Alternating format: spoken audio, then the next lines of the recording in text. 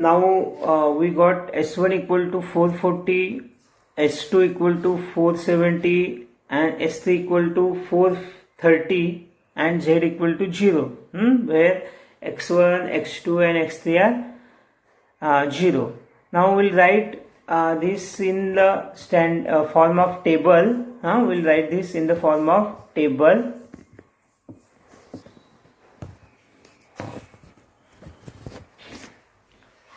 So write down the given data in the form of table. So table it gives you body matrix and identical matrix. So contribution or unit is Cj. So this 4, 3, 6 are the coefficient of objective function. In objective function it is given the 4x1 plus 3x2 plus 6x3 plus 0s1 plus 0s2 plus 0s3. So this 4, 3, 6, 0, 0, 0 are coefficient of objective function. So the basis is x1, x2, x3, s1, s2, s3. Okay. So now you write down. So bases are S1, S2 and S3 initially for initial basic feasible solution. Then from you write a body matrix from constraint equations. So in constraint equation, if you go in previous slide, there is 2x1 plus 3x2 plus 2x3 plus 1s1 plus 0, 0 equal to 440. Okay, so here you write down the x1, x2, x3 coefficients for each constraint. Similarly, s1, s2, s3 constraint for each constraint. That is called identical matrix. So this x1, x2, x3 and 3 rows is a body matrix, and s2, s3, s1, s2, s3 and these 3 rows gives identical matrix. Now here the CB value is also 0. So you write down the total B value, which is equal to 440, 470 and 430. Already we discussed in last lecture. Now you write down, you check for Z values. How to calculate Z values? So for third row, so here the first 3 is a body matrix and then second 3 columns are identical matrix. So now you write down ZJ gives, so coefficient of x1 into CB, so 2 into 0. If you write down here, if you want to write down Z values, so 2 into 0 plus 4 into 0 plus 2 into 0, so value will be 0 in for first column. For second column, 3 into 0 plus 0 into 0 plus 5 into 0, it gives 0 value. 2 into 0, 3 into 0 plus 0 into 0, so it will gives. So for first initial basic feasible solution, you will get ZJ equal to 0 for all columns. For all 6 columns, ZJ will be 0. Now you find out CJ minus ZJ. CJ minus ZJ. CJ for first column is 4 minus 0. You will get 4. 3 for second column, 3 minus 0. You will get 3 value. 6 minus 0, you get 6 value, and 0 minus 0, 0. Okay. So Cj minus Zj, what is condition for optimality? It should be negative, or all values should be negative or 0. Here there is no negative value, but it is a positive value, so it is not optimal. The solution is not optimal. So Solution is not optimal. Iteration is required. See, Cj minus Zj. Values are 4, 3, 6, 0, 0. If it is not optimal, then which is maximum value? So 6 is the maximum value. 4, 3, 6, 0, 0, 0. So 6. So that column 6, that in that column x3 is there. Okay. So that column you consider as a key column, and 6 is a key element, and that column is a key column. Okay. So this is an entering variable. X3 will be the entering variable in next table. As this is not an optimal solution, we require to iterate. That's why we have to leave some variables, and we have to add or enter some new variables. So new entering variable is x3, and which is living variable out of s1, s2, s3, which is living variable. How to find this living variable? So you select first key column. So this x3 column, which consists 6 value, is a entering column. 6 is a entering variable. Now at the right hand side of this table you find b values, 440, 470 and 430 value. You divide b column with this column. You divide b column with this key column. So you will get theta value. Theta value equal to 400 divided by 2, 470 divided by 3 and 430 divided by 0. Okay, in this way you will get the theta values. Let us write down the theta value. If you have any doubt, you can ask in comment box, in chat box, or you unmute your mics and you can ask me any query. Okay, you write down theta value. We'll write down theta value.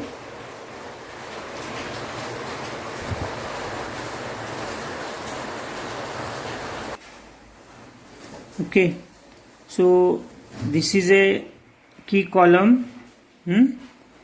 So this is entering variable, and now we require to find out living variable. So living variable either s1, s2 or s3. So you write down theta value. You multiply b column with theta.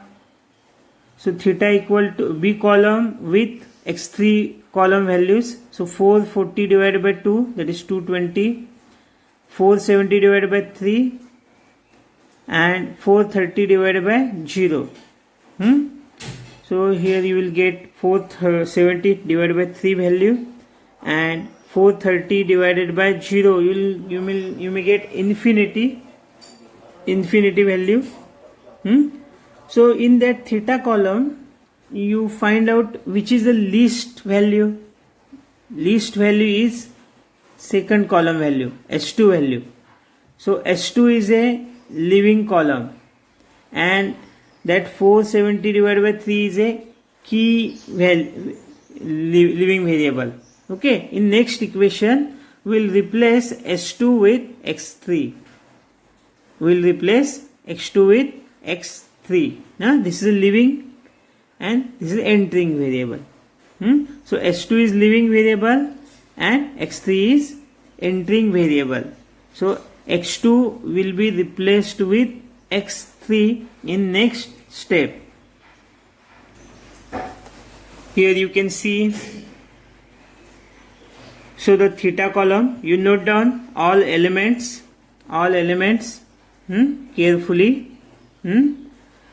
So the same problem I have written. So you note down this carefully. The theta column, so least value is 470 by 3, that is a living variable.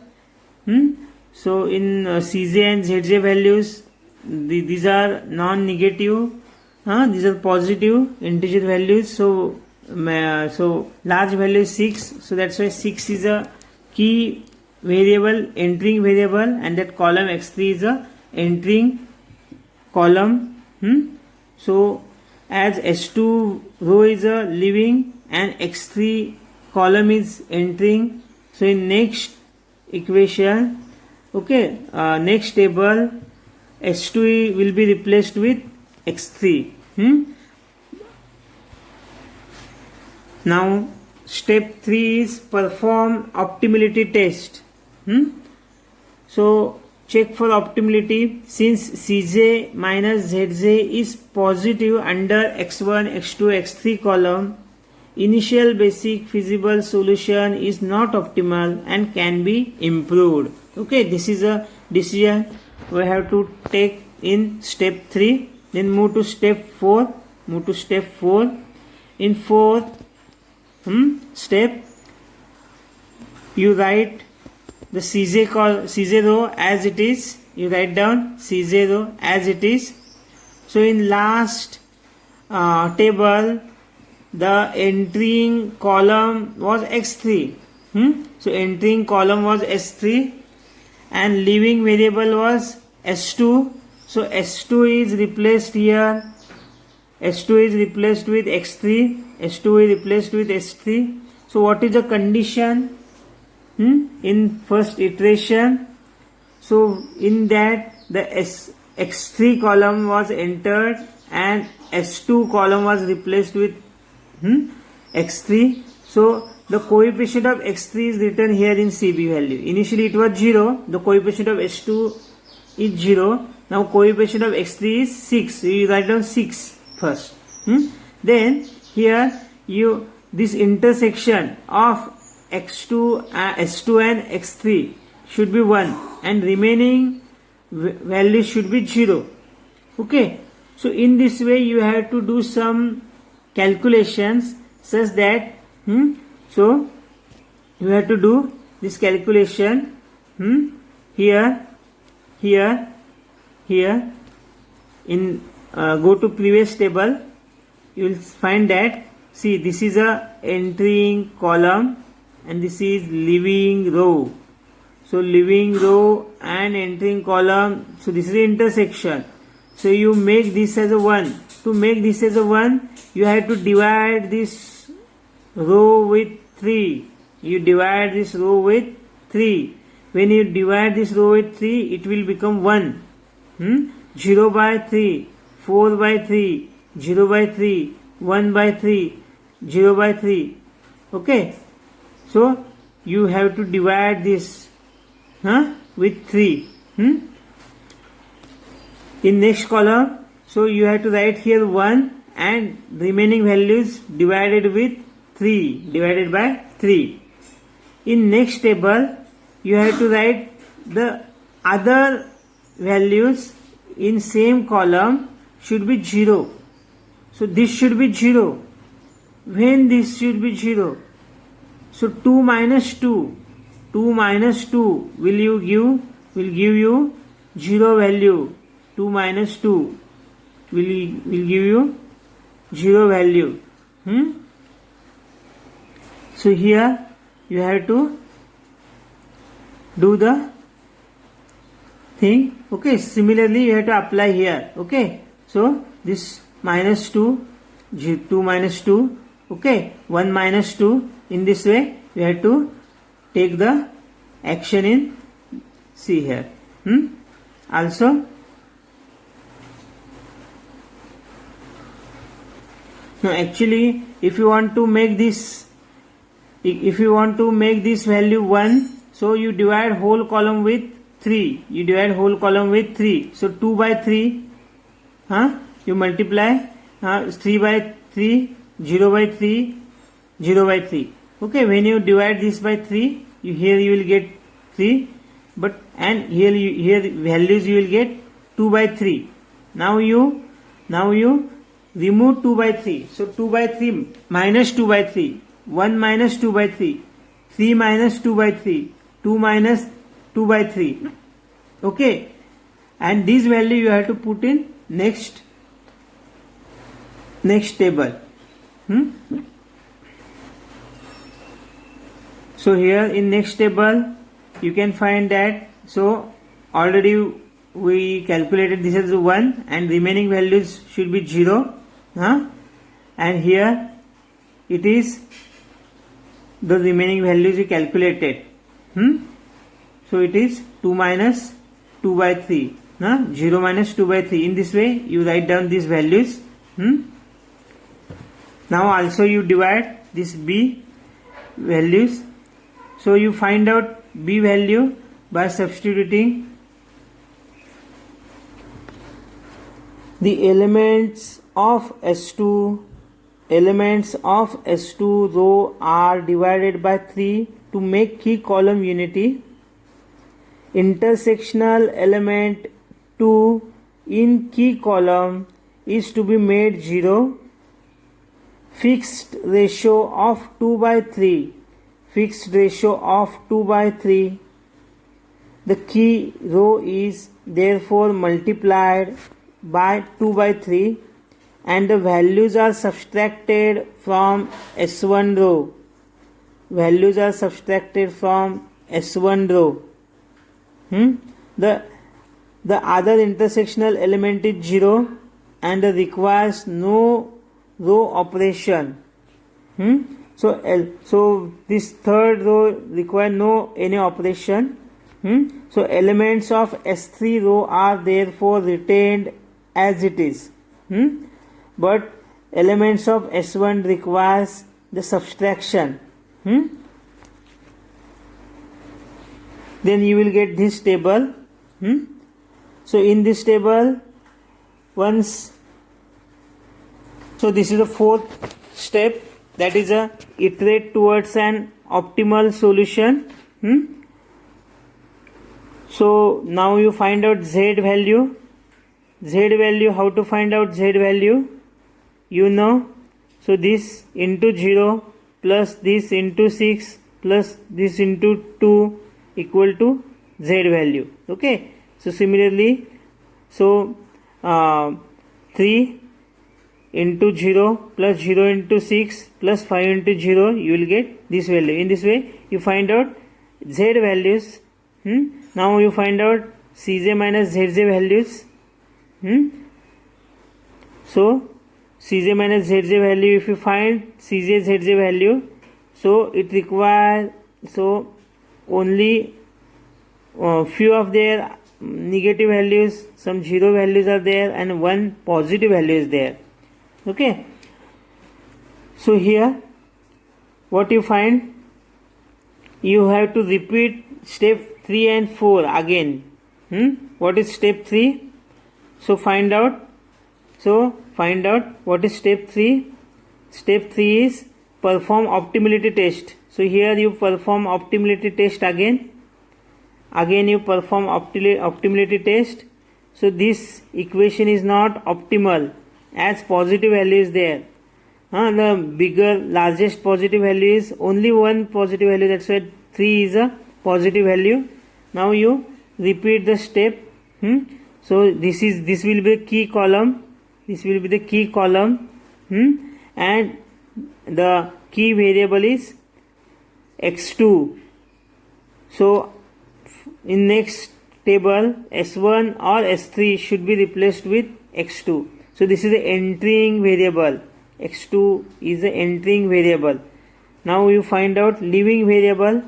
So you divide this B column with this x2 column. Divide this B column with this x2 column. You will get theta values. You find out theta values. So minimum theta value. So here S1. So this column. So this will get a minimum value. So minimum values you are getting here. So you consider this as a entering column. Consider this as a entering column. So now entering variable is x2 and leaving variable is s1. So in next table, s1 is replaced with x2. S1 is replaced with s2. The intersection is 3. So this should be 1 in next table. This should be 1 and remaining 2 elements should be 0. So this 5 should be 0. This should be 0. So this should be 1. So this should be 1 means divided by 3. Divided by 3. And 5 by 3. Divide 5 by 3. So here it is. And you have to make this 0 in next table. So here you have to multiply with 5 by 3. So in next table you use the same thing. Okay, now you multiply with 5 by 3 to all elements. Also subtracting from initial S3 equation.